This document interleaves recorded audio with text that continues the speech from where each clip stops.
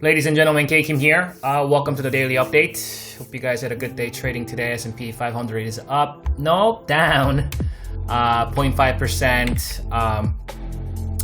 So I think market is down across the board. NASDAQ is green, I believe. Mostly what we saw towards last 4 hours of rallies here.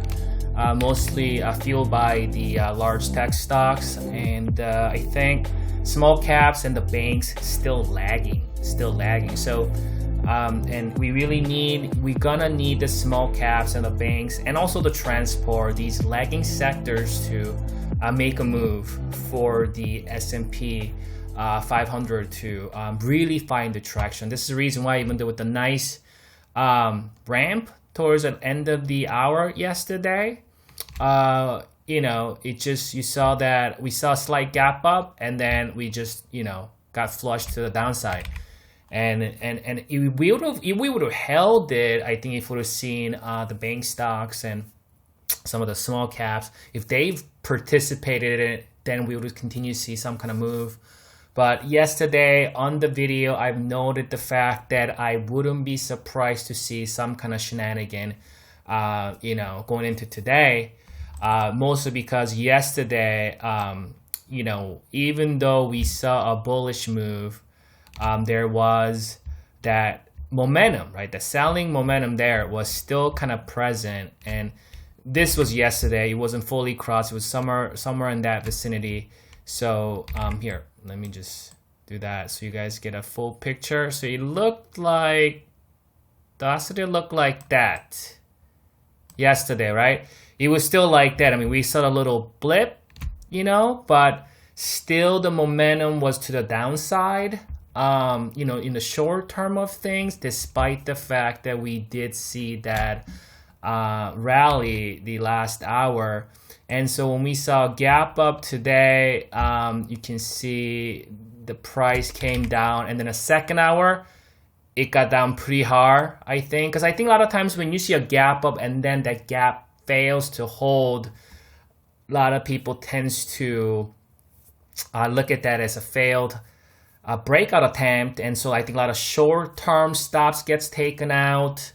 A lot of shorts may be coming back in and things like that. So there's a little bit of panic there in the first 2 hours, you can see, right? And there's no consolidations or hanging around. It just came down hard, right? That's what bears want to do, is just bringing it down hard. But I talked about how yesterday, because there are many gap areas, because there are many support areas in this vicinity, right? I've given you these levels because remember we talked about yesterday how this gap still remains open. Not only that, this gap still remained open yesterday. So we talked about yesterday there's this gap that wasn't filled, and there's another gap below it at 310-ish level. We got my midterm moving average in that vicinity at 310, and we got another gap area at 308, my first level of Fibonacci and second level of Fibonacci. So there was too many support levels if bears just trying to bring it down. So we cover almost everything yesterday,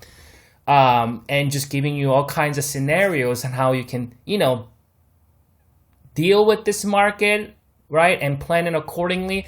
And I was tweeting things out throughout the day here, so I just kind of want to, and you can follow me at 2K-Kim on Twitter and StockTwits, but I want to kind of iterate looking at some of these charts here. So this chart right here, this was this was about 2 hours into the market. So that was a second hour right here. You can see that was a second hour, right? And so this is where there was a 312 support, right? And the gap area, we punctured it, right?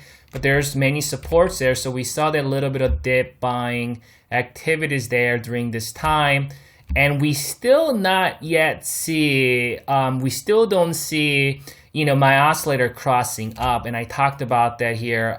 It's cut off here, but I was basically talking about, here, we can go, talking about here how, the oscillator was not fully crossed, still not crossed up.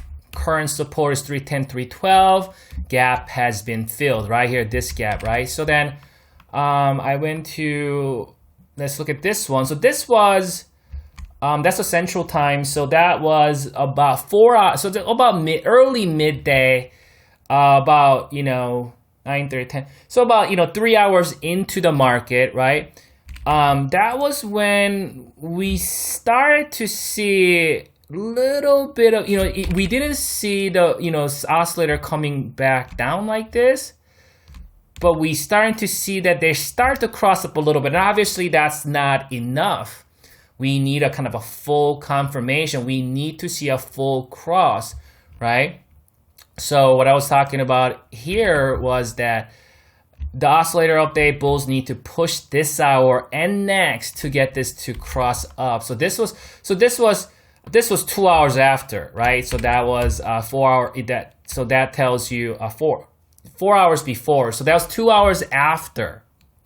2 hours after, because I was talking about it needs to push an hour and then another hour to stay up to confirm that cross. And so this was, this was a midday, late midday, 2 hours before the market closed. So now you can see that that was a first hour today of trading. We gapped up and then faded it, continued to lower. There's some panic happened in the short-term intraday. And then we saw support at 310, which I was talking about on that first tweet there. That was a support level, 312, 310 because of this gap area, right?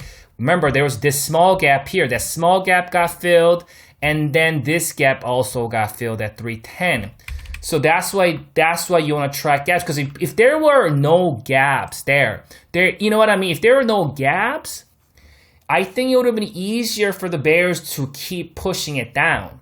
But anyhow, so then 310 did act as support. So we did see the first hour of bullish, bullish activities there. And then a second hour, we held up. And by that time, you can see that my short-term moving average, we recaptured that short-term moving average, which I was talking about here. The oscillator is currently crossed up, and the price captures my short-term moving average, right? And so that was at 313 on Spider. So we held 2 hours, right? First hour, second hour, third hour, fourth hour, and that was a fifth hour, right? So you can see starting into a fifth hour, and you can see we just captured it, right? So you can see that my short-term moving average acted as a support here. We thrusted below it. On the first hour, it acted as a resistance. No, I mean this third hour. Third hour, it acted as a resistance. On the fourth hour, we're hanging around. On the fifth hour, it looks like buyers are supporting themselves on top of that, above that short-term moving average. After, it has filled the gap, right? That gap was filled. This gap was filled, and that acted as support. Not to mention, that was my first level of Fibonacci at the same time, right? So,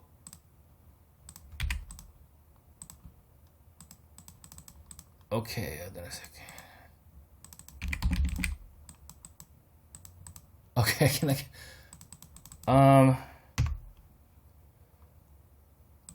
oh, there you go. I couldn't get out for a second.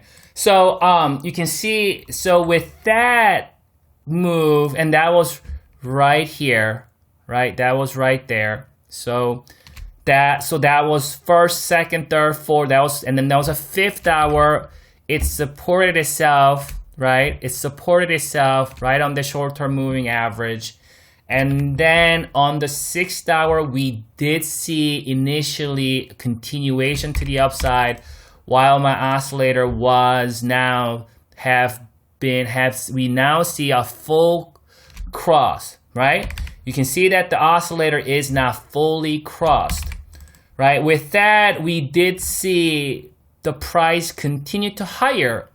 And then I think towards mid-hour of the last hour, it actually pulled back, but guess where it pulled back to, right?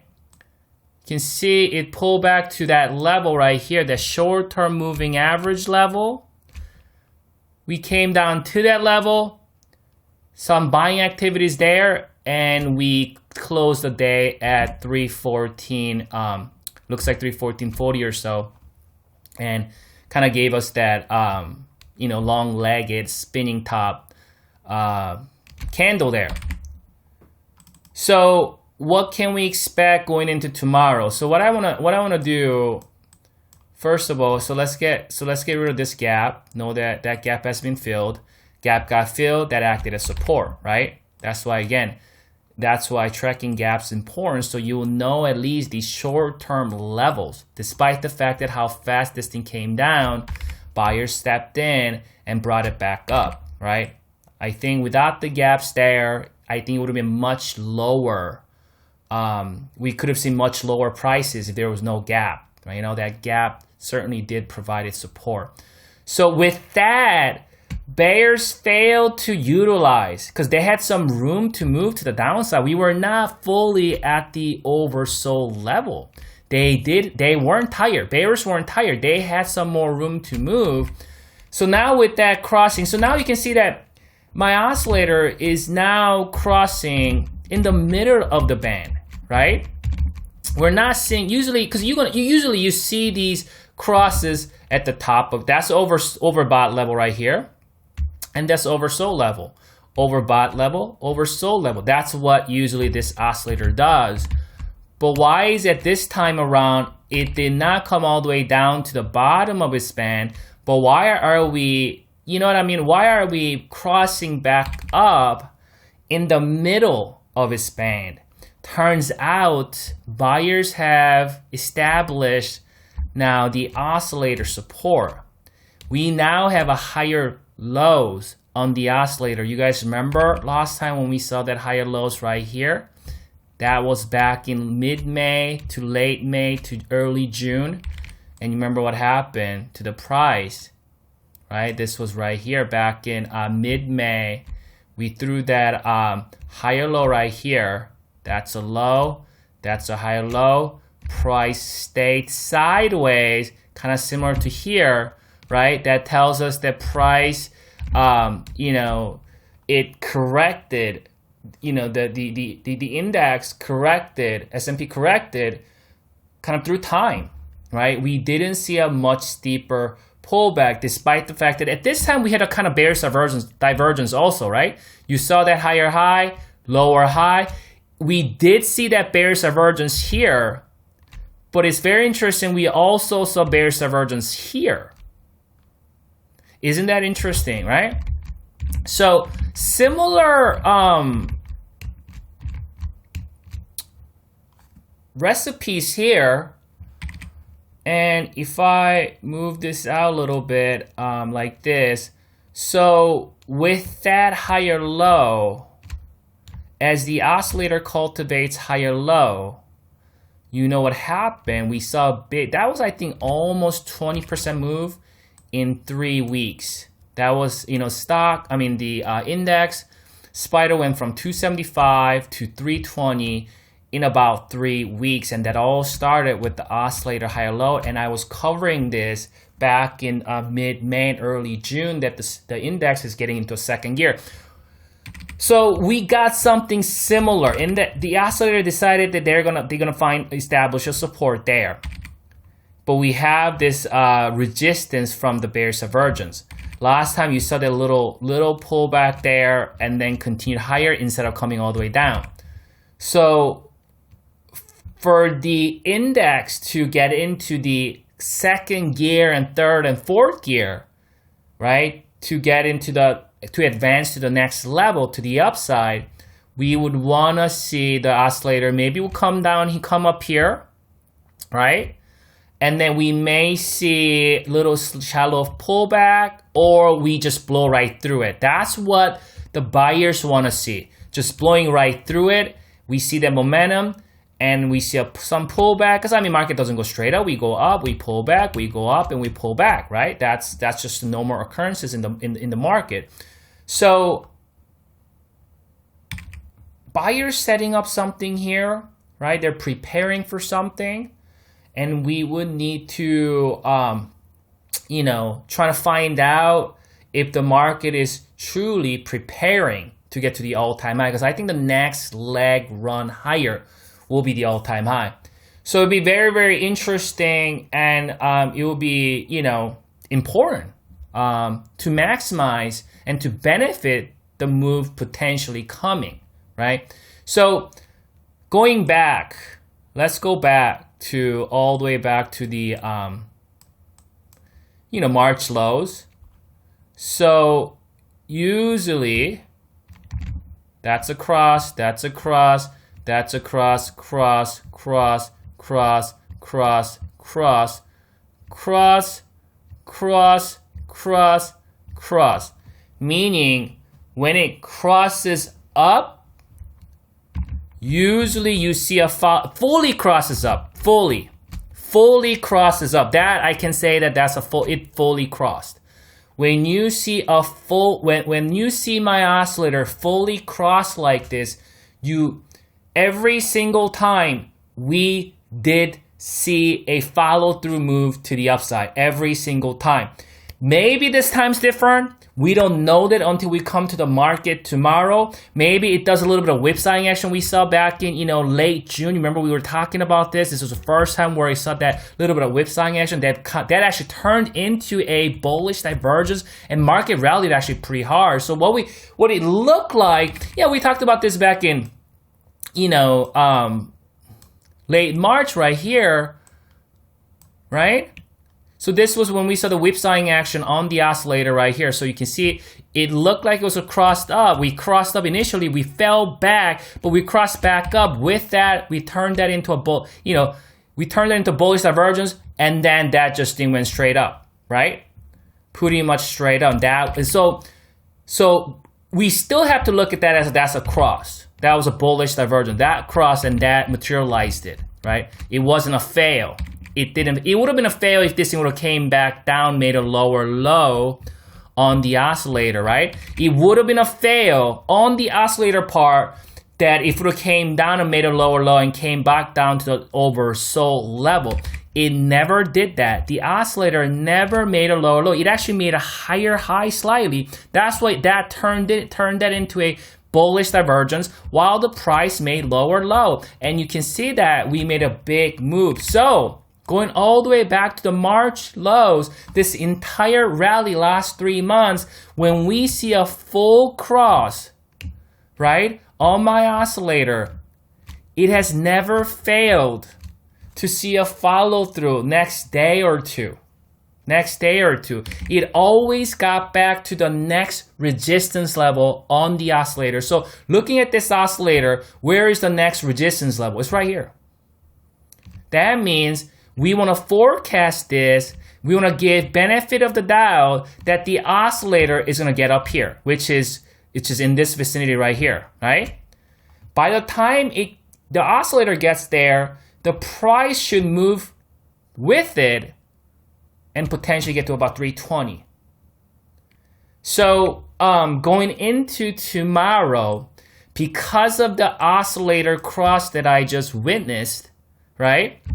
And for the fact that the oscillator has just reestablished an uptrend with the higher lows, I want to give benefit of the doubt to the buyers. So I want to be short-term bullish at this time. But I kind of still want to give it actually not full bullish. I kind of want to give it neutral to bullish in the short term. I don't want to give it full bullish yet just because we have this gap still remaining. We kind of still got this kind of a micro to short term resistance there. We got lower. So we got the micro term lower highs, right? And we do have a micro term lower lows. So in a micro term sense, we are technically in a downtrend when we just strictly look at the price action, not looking at the oscillator. That's why it's important we compare that to, right? So we got a little bit of conflicting information where the price giving us like a micro term to short term bearishness with the lower highs and lower lows, while the oscillators are more gauging, I think, the short to mid term, giving us the higher lows there. So giving the fact that we see micro to short term bearish downtrend with the lower highs and lower lows, just looking at this right here, right? Just looking at it right like that. We have that, so I want to give it in the short term neutral to bullish, not quite full bullish yet. And obviously at the same time, you know, my short-term moving average is not really rising like here. See that those were rising? We're actually kind of flat. So, but the oscillator is giving me, usually if I didn't see the oscillator, at this point, if I didn't see the oscillator curling up like this, then I would have actually give it more like a neutral to even possibly bearish because of this move. But with the oscillator, I think I'm going to give it neutral to bullish, right? Neutral to bullish. Unless we see another kind of attempt to some kind of a, you know, a whipsawing action, but they usually don't whipsaw. We saw a little bit of that right here. Looks like it wasn't a cross back up, but then came back down and then got back up. So we got a little bit of whipsawing action there. So it's a little bit tricky with the bullish sentiment, according to my oscillator there. Right? Just a little bit tricky, a little bit. So if we do see, we need to see a first hour, second hour bullishness. You can see the first hour, we didn't see that bullishness. We talked about that yesterday. If we see a bullishness in the first couple hours, then we would continue higher. Well, we didn't see that first hour. We saw decline, second hour decline. Despite that move, oscillator managed to, you know what I mean? Managed to get back up and fully cross here. So, I think there's a good chance the oscillator is going to get back up to that resistance right here. And with that, the price is going to get back up, maybe 317, 318 or so, and fill this gap. So I think that's what the buyers are eyeing on to go up there, finally fill that gap. And we also talked about it, that this gap still remains open. As long as this gap remains open, things going to be a little bit hectic, right? Buyers done a good job filling the gap here and then got back up here, but still that gap's slightly open. And with that, trouble came, at least for a couple days here, right? It wasn't a really smooth ride for the buyers in the last couple days. We pretty much moved sideways here, and that's because that gap right there has not been filled. So I think potentially with this oscillator getting back up, you know, we possibly will go back up and fill that gap, fill this gap. Once that gap gets filled, the oscillator is going to get up to that resistance level, and we'll have to re-investigate at that time where we're going to go from there. So that's the analysis for today. I hope you guys enjoy your rest of this evening, and good luck trading tomorrow.